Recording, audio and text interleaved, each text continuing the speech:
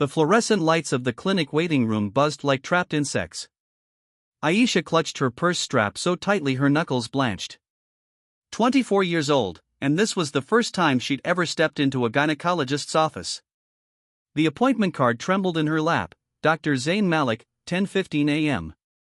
The name sounded ordinary until she'd Googled it at 3 a.m. last night, heart-hammering, and discovered the man behind the white coat owned half the tech startups in the city.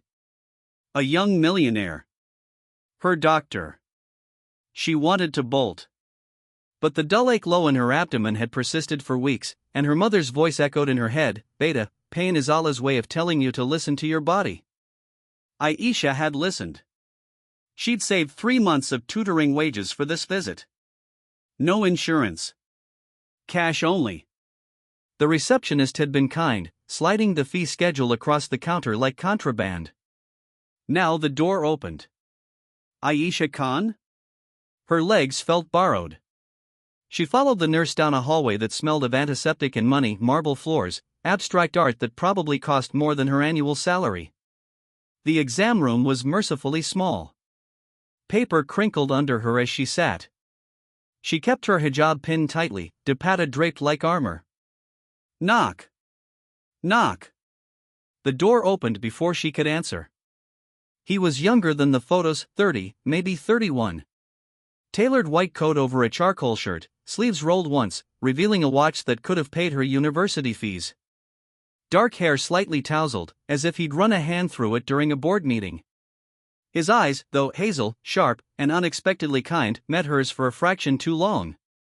"Salam, Miss Khan. I'm Dr. Malik." His voice was low, professional, but something in it made her stomach flip.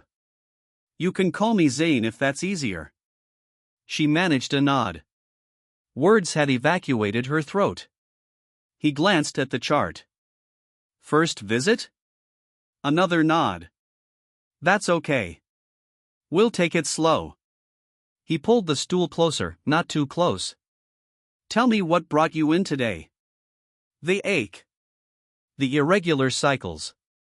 The fear that something was terribly wrong. She stumbled through it, cheeks burning. He listened without interrupting, jotting notes, asking gentle follow-ups. When she finished, he set the pen down. "I'm going to examine you now. You can keep your clothes on except from the waist down. There's a sheet. Nurse Sarah will stay if you'd like." Aisha swallowed. Just you is fine." The nurse smiled and stepped out. She changed behind the curtain, heart ricocheting. The sheet felt paper thin. Zain washed his hands, gloved up, and spoke in a steady stream, explaining every step before he did it. The speculum was cold. She stared at the ceiling tile, counting the dots. "Breathe with me," he said softly. "In for 4, hold for 4, out for 4. She obeyed. His touch was clinical, efficient. But when he pressed gently on her lower abdomen, she flinched. "Tender here?" "Yes." He paused. "Aisha, I'm going to need an ultrasound. The lining looks thickened, and there's a mass I can't characterize by exam alone. It's probably a fibroid, but we should confirm." The word mass lodged in her throat like a stone. He must have seen the panic. "Hey! Look at me." She did. 95% of these are benign. "We're just being thorough."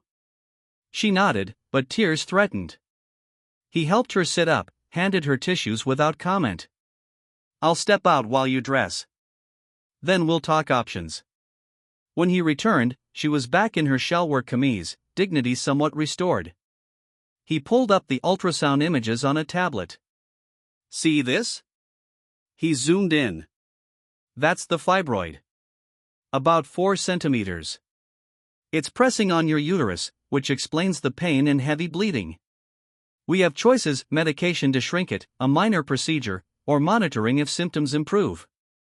"Procedure?" Her voice cracked. "Myomectomy. Outpatient. I do them laparoscopic. Tiny incisions, quick recovery." He hesitated. "But I understand cost is a concern. The clinic has a charity fund." No, the word shot out sharper than intended. I pay my own way. He studied her for a moment. Understood. She left with a prescription, a follow-up date, and a pamphlet she couldn't afford to ignore. The ache in her belly now had a twin in her chest. 3 weeks later, the pain spiked during a tutoring session. Aisha doubled over mid-sentence while explaining quadratic equations to a sulky 10th grader. The girl's mother drove her to the ER. By the time Zain arrived, scrubs swapped for the white coat, hair still damp from a shower, she was curled on a gurney, morphine dulling the edges. You didn't call, he said quietly. I thought I could wait. He reviewed the scans. The fibroids twisted. We need to operate tonight. She laughed, a brittle sound. With what money? He didn't answer immediately. Instead, he pulled the curtain around them. Aisha. I'm going to cover it. No. It's not charity. Call it an investment in the smartest tutor in Karachi. His mouth quirked, but his eyes were serious. You collapse again, and that girl fails math. National crisis. She wanted to argue, but another wave of pain stole her breath. He squeezed her hand, gloved, professional, yet warm. Trust me, he said. She did. The surgery was textbook. She woke to beige walls and the beep of monitors. Zain sat in the corner, tie loosened, reviewing charts on his tablet. He looked up when she stirred. How do you feel? Like I got hit by a rickshaw. Close. Laparoscope's gentler. He stood, checked her vitals. Everything went perfectly. You'll go home tomorrow. She stared at the 4 in her hand. Why are you doing this? He sat again, closer this time. Because 3 years ago, my sister nearly died from a ruptured ectopic. We had money, the best surgeons, and still almost lost her. I swore I'd never let finances dictate care again. A shadow crossed his face. Also, you remind me of her. Stubborn. Brilliant. Terrified of accepting help. Aisha's eyes filled. I'm not brilliant. You tutored your way through a biochemistry degree while supporting your family. That's not average. Silence stretched, thick with unspoken things. Recovery was slow. Her mother hovered, force-feeding her dahi and gossip. Aisha returned to work part-time, but the bill loomed like a monsoon cloud. Zain texted daily, professional check-ins that somehow included memes about calculus. She saved them all. One evening, he appeared at her doorstep in jeans and a hoodie, holding a paper bag.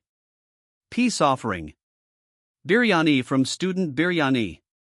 The good one. Her mother's eyes nearly fell out. Dr. Sahib? Just Zain, auntie. He grinned, and Aisha's heart stuttered. They ate on the charpai in the courtyard, stars pricking the sky. He asked about her students, she asked about his startups. Turns out the Millionaire coded medical AI in his spare time. You could have been a software mogul, she said. I am. But people algorithms. He shrugged. My father wanted me to take over the family textile mills. I chose medicine because, well, you know how it feels when someone believes in you enough to fight for your health. She did now. The follow-up appointment was different. No paper gown. Just coffee in his office overlooking the Arabian Sea. He showed her the post-op scans, uterus pristine, fibroid gone. You're cleared for everything, he said. Even marathons, if that's your thing. It's not. Good. Mine either. He leaned back. Aisha, there's something else. Her pulse skittered. I'm opening a women's health wing at the clinic. Free for low-income patients. I need a program director, someone who understands the barriers, the fears. Someone who can translate medical jargon into Urdu poetry if needed. His smile was crooked. The job comes with health insurance. And a salary that covers more than instant noodles. She stared.